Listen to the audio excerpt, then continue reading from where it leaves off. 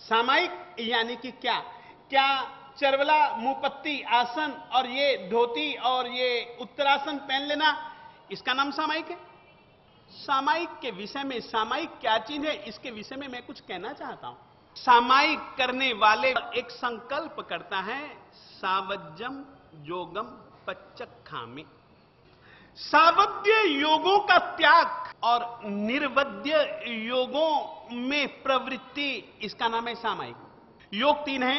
योग यानी कि प्रवृत्ति के साधन। मैं सोचता किससे हूं? मन से। बोलने की प्रवृत्ति किससे की जाती है? वाणी से। ढिशुम ढिशुम कुछ करना हो, देखना हो, बोलना हो, चलना हो, तो किससे काम किया जाता है? काया से। इसका नाम क्या है? जोगम। इन तीन चीजों का नाम क्या है? सोचने का साधन मन, मन योग। बोलने का साधन वचन योग, वाणी योग। क्रिया करने का साधन प्रमुख रूप से अगर कोई है तो वो इंद्रियां हैं, वो काया है, काया योग। सावज्जम योगम, मन वचन और काया सावज्जम, पाप सहित नहीं होने चाहिए। यदि तुम मन से पाप करते हो, सामायिक नहीं है। यदि तुम वाणी से पाप वचन बोलते हो, सामायिक नहीं है। यदि तुम काया से सावध्य यानी कि पाप सहित प्रवृत्ति करते हो, वो सामायिक नहीं है। मन वचन काया की हर एक प्रवृत्ति के प्रति पूर्ण जागृति यदि रख सको तो सामायिक की साधना बहुत अच्छी हो सकती है। ये शब्द मेरे नहीं है। सावज्जम जोगम पच्चक्खामि, ये संकल्प आप लोग सामायिक सूत्र के अंतर्गत करते हो। करेमी भन्ते सामाय्यम सावज्जम जोगम पच्चक्खामि।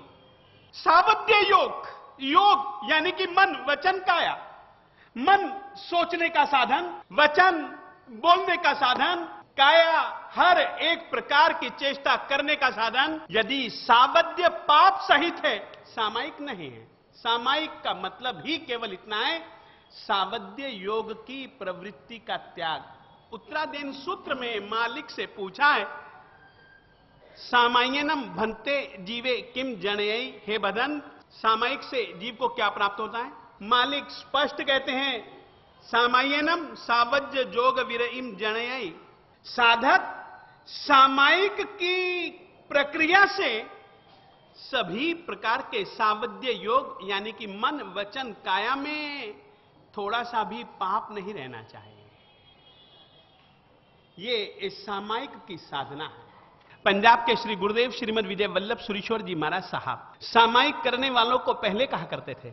वो ऐसा कहा करते थे, मानो हम विहार कर रहे हैं, विहार करते करते पांव में कांटा लग गया। अब कांटा लगता है, ये चुभता है। अब चुभता है तो आगे बढ़ पाना जरा कठिन होता है।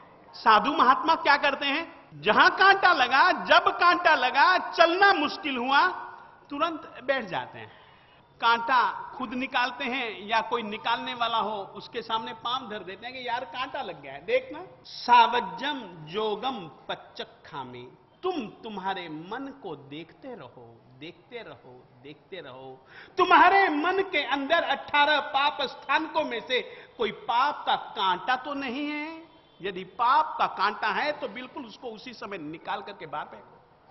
शायद कांटा पांव में रख करके तुम रास्ते पर चल भी सकते हो, मगर मन में पाप रख करके तुम आत्मा की साधना की राह पर चल सको, कठिन है।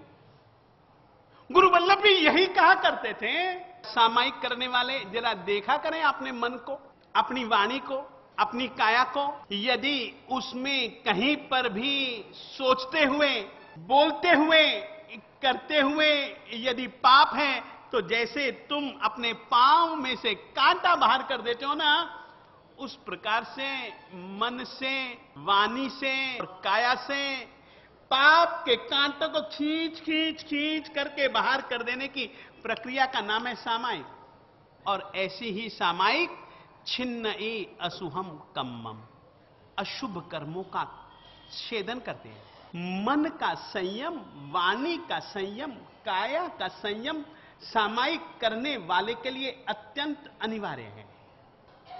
मानसिक पवित्रता, वाचिक पवित्रता, कायिक पवित्रता, निर्दोष मन, निर्दोष वचन, निर्दोष काया, ये है सामायिक मेरे देवताओं।